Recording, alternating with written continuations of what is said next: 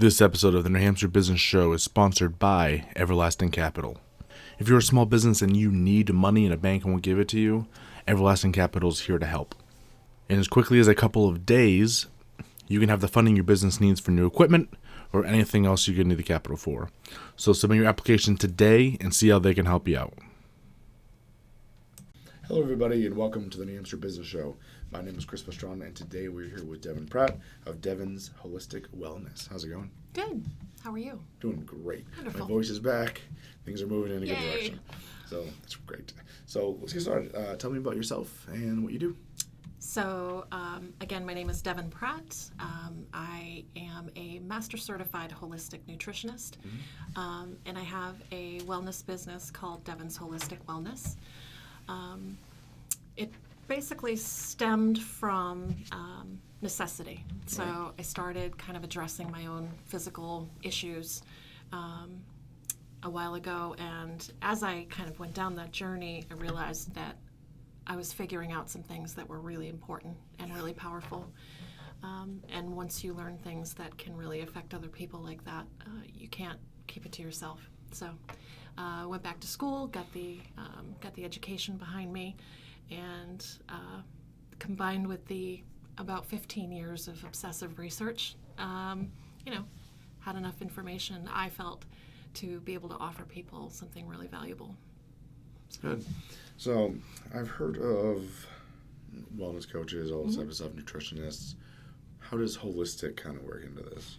So holistic is a little bit different than the traditional method because you're dealing with mind, body, spirit, basically. You can't separate your mind from your body. You can't separate your spirituality from your mind or body. Mm-hmm. So as you're addressing things, instead of just looking at your symptom as a symptom, you're looking at the entire person as a whole. So when people have specific health issues, oftentimes it can have something to do with things that are not necessarily physical. So if you have digestive issues, the immediate response might be to see what foods or what physical issues would be causing that. I tend to look at that and then kind of expand out. So we're looking at maybe you have some new stress in your life. Maybe you have things going on that are conflicting, and so your stomach is an area that tends to kind of take the brunt of a lot of different things. And so we can't just look at things from a physical standpoint because it's not. It's all connected. So. Very good. Thanks.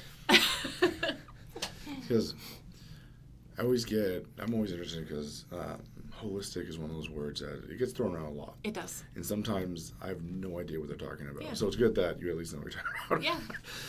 I think the last one I heard was holistic, like social media marketing. I'm like, what are you talking about? Oh, huh. So I thought it was interesting. I hadn't heard of that. Yeah, that's a new one. I'm Yeah, like, oh, it great. is. Everything's holistic. Right?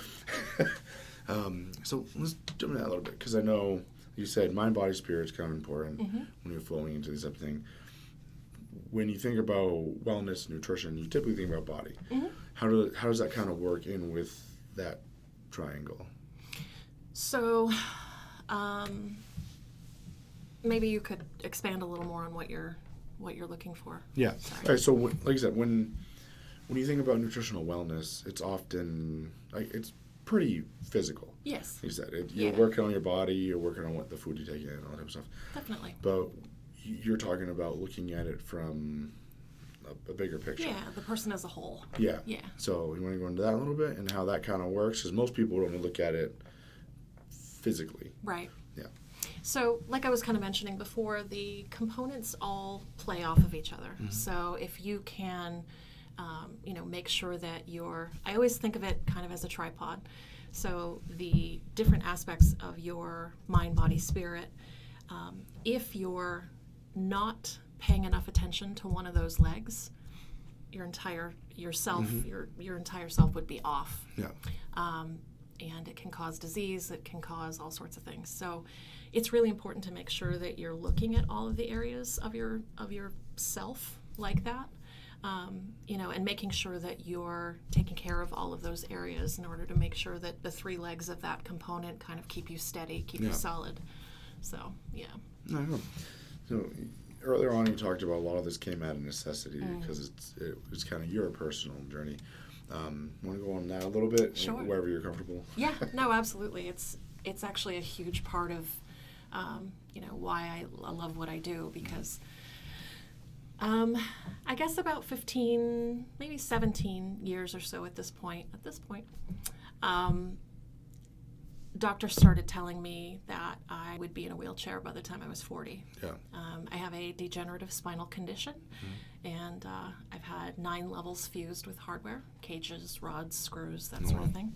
I also have 3 titanium rods in my left SI joint, a couple forms of arthritis, some digestive stuff, ulcers, that sort of thing. So for the last almost 2 decades, it's been a journey of trying to balance what doctors were telling me was going to happen and fighting back with what I knew to be true, which was I have a bigger purpose here. I'm not, if a wheelchair was how things were supposed to go down, then that's how it'll go down, and I'll figure out how to have a great life in a wheelchair. But I've also known that there must have been things that I could control. And as my body deteriorated, I realized that I was handing over all of my power to doctors and pharmacists and medical professionals. Yeah. And in doing so, I was completely powerless. I was completely hopeless, and I had no sense of control over anything that was happening in my life. And I think a lot of people can really relate to that. So since every doctor in the last 20 years or close to 20 years has told me that I would be in a wheelchair, they've said you will deteriorate progressively to the point where you won't be able to hold yourself upright, and the pain will get progressively worse as well. Yeah. And knowing that this was a hereditary condition, I have an aunt that has had her 22nd spinal surgery. My grandfather had the same condition. He ended up taking his life as a result of the pain, becoming too much. Yeah. So doctors are telling me that there's no hope, that it's going to get progressively worse. I have family members with the same condition that are not, having a very good time. Yeah. And, I was completely at my worst point. And I reached a point actually where, I had been given massive quantities of opiates.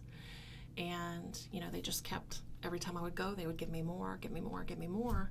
And I didn't realize that my body was completely addicted to these pills. I thought that, this was the thing that I had control over. Yeah. This was my tool. And, one night I had a very bad experience, and I ended up overdosing. And it was definitely one of my major turning points. Yeah. And as cheesy as it sounds, I feel like when they revived me with the paddles, they brought back something that was a lot bigger than, just a heartbeat. This was a time for me to figure out why I was still here. Yeah. And so I started making some small changes, but I really didn't have any direction with that. So I remember I had received some blood work, and I was standing in my living room and looking at these blood work results, and I did like a quick 5-minute Google search on what the little, the measurements meant and what they should be. Yeah. And I realized in that moment that, I was completely deficient in every vitamin and mineral. My body was completely starving. So of course it wasn't going to be functioning the way it needed to. Yeah. When I realized that, I said to my husband in that moment, people in my family have this condition, and if I don't do something about this, this isn't going to end well, and it's time for me to fight. Yeah. It's time to fight. So I made some small nutrition changes and got extremely drastic results, like big time drastic results. And that was all I needed. That was the signal to me, like, okay, this is the right path. This is where I'm supposed to go with this. And the more changes I made and the more improvements I saw, the more empowered I felt. And, you really get out of the victim mindset and into a mindset where you not only feel like you can help yourself, but then you start turning outward and you try to see who else you can offer assistance to. And I think because we're all struggling in our own way,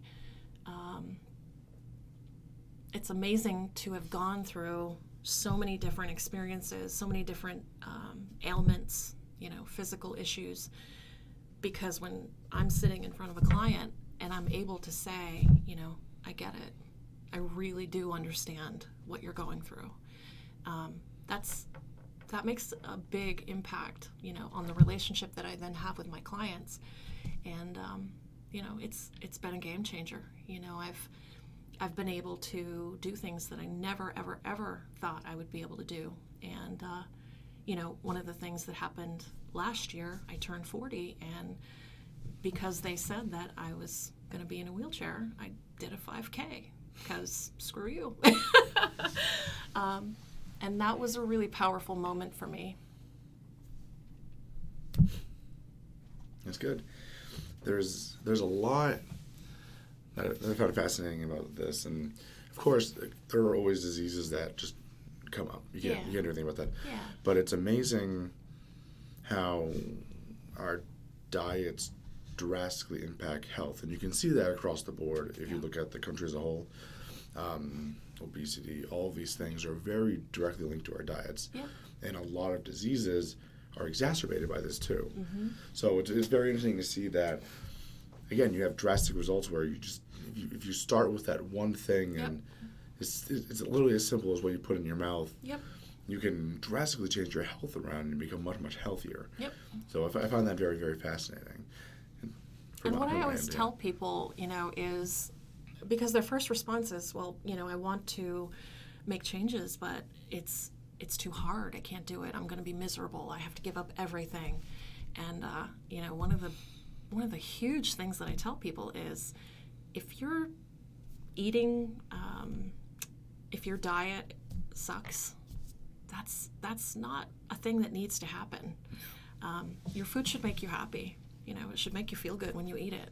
It should be comforting and fulfilling, and all of the things that we look for in food, you can still have all of those things. It's about replacing, certain ingredients that aren't serving you very well, and throwing in some stuff that's maybe gonna do you a little better. So I always tell people, if things suck, then we need to make changes, because this should be fun.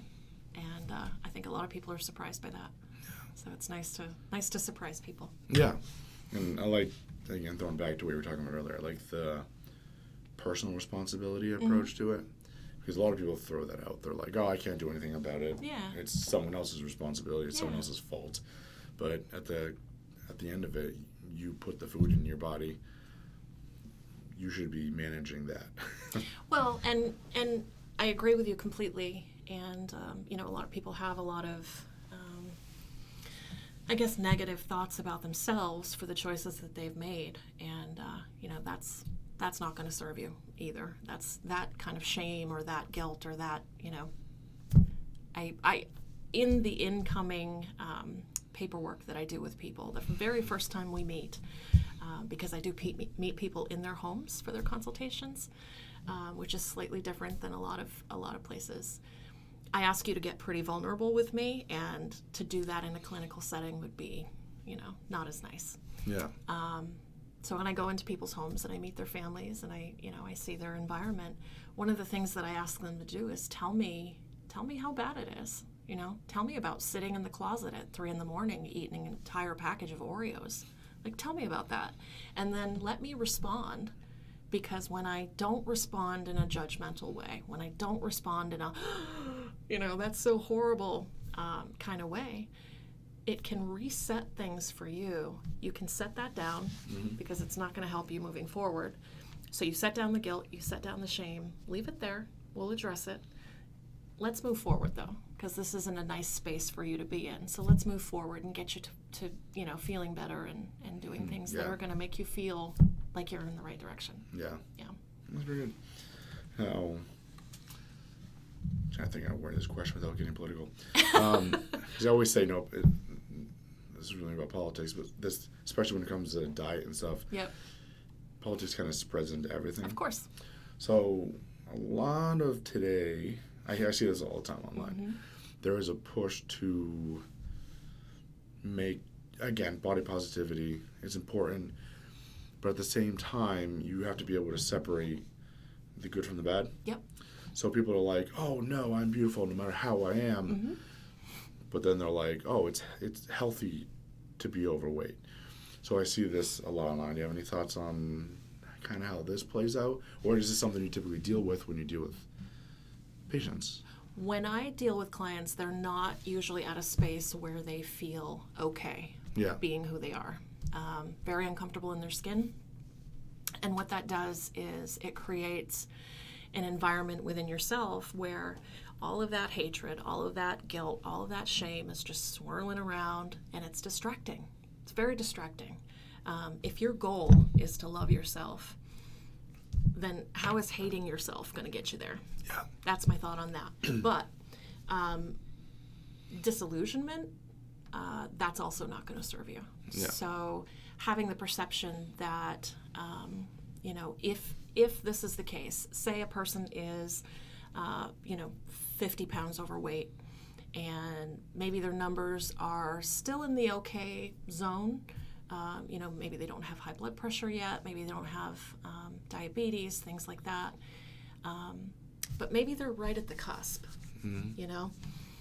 They are being told that everything's fine, that, the doctor has given their stamp of approval, everything looks great, sends you on your way. But again, they're dealing very specifically with a small, they're only looking at that one thing. And it doesn't give you a picture of the actual person. And so, that's why oftentimes I will ask for your blood work so I can take a look at that and, make sure that you're not confused about, some of that stuff, because it's important to be very clear about where you are. I need to know where you're starting from, but you very much need to know where you're starting from. So being very honest about, yes, you're right. Currently, you do not have any of those health issues. Let's make sure that you don't. Let's make sure that, and instead of focusing on the aesthetic, that will come. That's a side effect. That'll happen anyway. You're going to look great in those jeans when we're done, hopefully. But that's not really what I'm concerned with. I want you to feel good. So if I was blessed with a person that felt fabulous and, super cute right from the start, that would actually benefit that person. It would actually end up helping them in the long run. Good. So as long as it was an honest, perception. And not just something that they're saying. That's why I always feel people spend too much time online. That's one of my big things is people spend too much time online and they take too many cues from popular culture. And that's one that I've always, the denial of any sort of realistic consequences is pretty big online. I don't want to get too much into that. No, that's pretty common. I hear you. I hear you completely. Again, I think it's about being honest. And if you're being authentic, then that's a completely different scenario. If you're just telling your things because that's what you're reading on social media and you think that that's, where it's going to serve you, maybe it needs some more work. So, this is kind of the same area for questions. So it's probably the same similar answers, but then, especially with so much misinformation kind of going around online, people, and then conflicting information. Because it happens a lot because science changes, studies change. People, you understand. Studies are biased. Yes. So, where do you deal with some of this? Because I've seen it just in some of the members here at the co-work where I lost 40 pounds pretty recently. Nice. And because I'm slowly trying to get back there, I get it. I'm overweight, you know. Yeah. But when I told him, he's like, oh, you look really good. And I'm like, yeah, I lost like 40 pounds. He's like, oh, what'd you do? Intermittent fasting or this or this. And I'm like, I stopped shoving so much food in my mouth. Like, that's kind of the very basics of it, right? And so do you get like clients who are just a little too knowledgeable or a little confused? And because there's a lot going on there. Yeah, there is. And it's, I think across the board, every single client I've ever had has said at one point or another, it's so overwhelming. Yeah. The amount of information out there is so overwhelming. And it is. And one of the things that I really tell people is that, yes, I will help you. Yes, I will guide you. Yes, I will educate you. But this is, the information I'm sharing with you is only my truth. Yeah. You know, I don't know. When people ask me to make a recommendation, like a blanket statement, good for everybody, I can't do that. Yeah. You know, you're not your neighbor. You're not your coworker. So it's going to depend on your schedule. It's going to depend on your, you know, your needs, your allergies, your food preferences. Yeah. You know, do you have support in your family? Do you have time for food prep? You know, and these are the things that I kind of take a person's hand and walk them through, because you can't come into an office for, you know, 20 minutes and have me hand out a printout from Google, you know, to you and say, well, these are the foods you can't have now, and then send you on your way. That just, you know, what does that look like on a plate?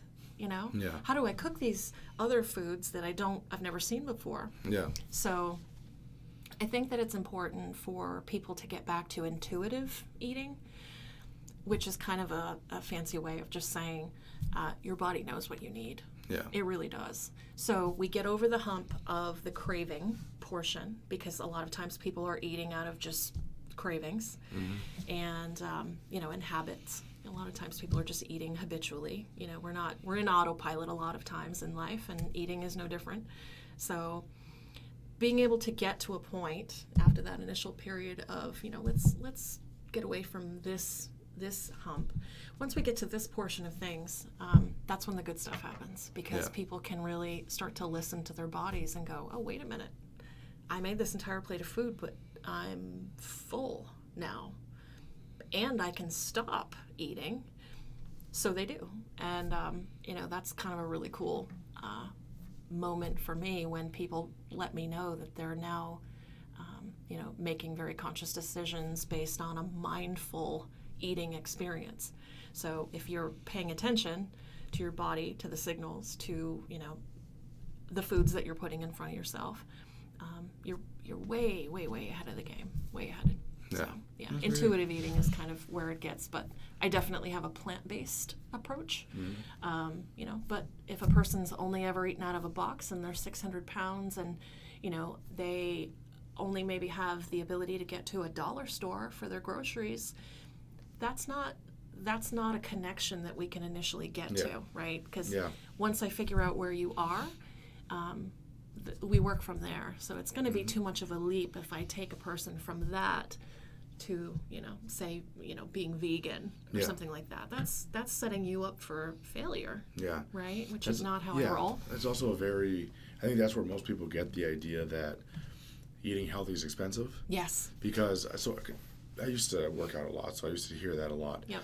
They're like, oh, it's too expensive. And I'm like, well, if you're eating the same quantity, it can be. You know, buying enough food to feed a 600-pound person, like via lettuce, can be expensive. Yeah, that would be tricky. Yeah. But, you know, as you start narrowing that down and narrowing it down, it becomes much more affordable. Definitely. When you're eating like a normal amount of food. Well, the amount of food is a huge part of it, you're right. Yeah. And the other part of it, too, is that when you get away from prepackaged, you know, pre-made foods, and you start getting into stuff that just grows here, like, you know, plants and beans and whole grains and stuff like that, that stuff's cheap. It's really cheap. Yeah. So if I can kind of get you to a point where you're understanding that these main components of your diet are pennies, it's kind of cool to see. Yeah. I love my job. That's pretty cool. In case you didn't notice. Yeah. So is there anything you want to go over before we take off? Yeah, actually, I'm doing 2 workshops, and I would love to just let people know about that. So workshops are actually where I'm kind of spending a lot of my time recently, and it's been really cool because it's less expensive, which means a lot more people get to hopefully get some education and support. And the other component of that is that I can speak to more people.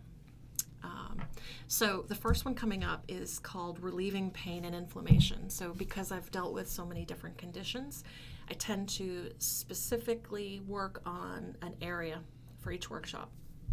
So this one, dealing with pain and inflammation, is going to be on Saturday the 15th, and it's in Allenstown. Address to be announced, and people can go right online. There's an event page for that. It's called Relieving Pain and Inflammation, and it's hosted by Devon's Holistic Wellness. So that one should be great. I'm doing that one actually collaborating with another professional in the wellness area, Nicole Buttermore, and she is a licensed massage therapist who also has a CBD product, pain creams and that sort of thing. Nice. Some herbal blends and stuff, so that should be amazing. She's absolutely gifted at what she does. The other workshop that I'm doing is actually a bit of a retreat. It's an entire weekend at a gorgeous, absolutely gorgeous bed and breakfast in Hollis called the Timber Post. Just stunning. Oh my gosh, it's so amazing. And I'm collaborating with a wonderful woman by the name of Gail Kraft. And that one's called Healthy Living Revolution. And Gail has written some books. It would be hard to describe her, but if I had to, I would say she is maybe like a soul shaman, which is, a bizarre way of explaining that she takes you to parts of yourself that you didn't know you could get to. Yeah. So, and she gives some really great exercises and that sort of thing, some strategies. We're going to feed everybody all of their meals. It's all included. So, again, it's online. We have an event page, Healthy Living Revolution, and that's myself and Gail Kraft. So, cool. Really excited about these. Looking forward to it. Awesome. So, thank you so much for being on the show. Thank you for having me. Thank you guys so much for watching. Follow us on Facebook, Instagram, all the fun stuff, and we'll see you next time. Want more New Hampshire Business Show? Find us at iTunes, Stitcher, iHeartRadio, and www.nhbusinessshow.com.